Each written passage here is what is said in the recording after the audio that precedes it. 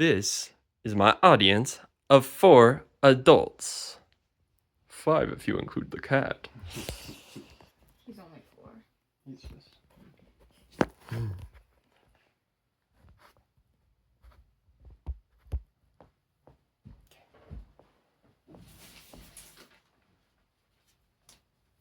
Imagine every pop song from the last 20 years, crushed and grinded up into a blender of absurdism and glitchy chaos. That is hyperpop. Art isn't what it used to be 20 years ago. The music industry has successfully standardized musicians and music into a pulp of algorithmic, formulaic slop. I have to imagine we're all a little bit tired of hearing the same song played thousands and thousands of times over. Hyperpop is a genre that, by contrast, defies all norms completely, acting as a reflection of the absurd and chaotic times we are living in right now. As a dedicated musician in the hyperpop sphere, and as someone who has been a dedicated music listener and researcher of the genre, I have seen this small microgenre move from small internet forums to now influencing a movement much larger than itself. Today, I am going to tell you why hyperpop is the most important music genre of the 21st century, despite the scrutiny it's received. It's more than just a music genre. It's reminding people how to be strange again. We've reached a point in music and artistry where it's not really about expression anymore. It's about selling as much of your art as you can, turning it into a product. By following the same rubric and manipulating algorithms to do so. It's no longer profitable to try new ideas in music. As Ted Gioia says in an interview he gave to Atlantic, quote, "Music is turning into a rights management business. There are vested interests now that don't want new music to flourish. The private equity funds just want you to listen to the same songs over and over again because they own them." End quote. As a result, it's turned music labels into factories, sort of, looking to harvest the artists who are under them and getting them to spit out what will sell the most units.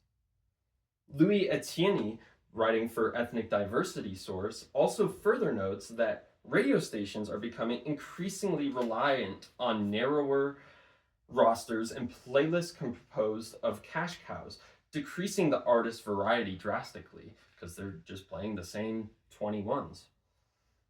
This impacts small musicians as well, who see these cash cow trends and hop on them. Instead of expressing something honest, they make music in these styles because they know it works to gain revenue. It's soiling the beauty of true artistic expression. While it may seem grim when you're looking at the Billboard Top Hot 100, in the background is a genre on the rise, defying all the standards set by the modern day music industry. Hyperpop, since its conception, has been about defying the odds and standards of not only music, but also commenting on the world at large. See, hyperpop is a genre that is meant to be a theatrically maximalist take on pop music by taking pop's most exuberant elements and cranking them to a chaotic extreme never seen before. They do this by throwing in influences from so many other genres and throwing them together in a messy pit of sound. The bounds of hyperpop are practically endless because of it. All standards out the window. The ethos is try everything. As noted by Eli Enos in the article they wrote for Vice, the early hyperpop movement, quote, defined forward-thinking pop music in the mid-2010s through a blend of exuberant melodies and eccentric electronic production. The futuristic sound comes from the boundary-pushing hyperpop artists do is created a new precedent in music. As Chris Inglis notes in the article they wrote for the Journal of Global Pop Cultures, quote, "The more futuristic, the more sincere.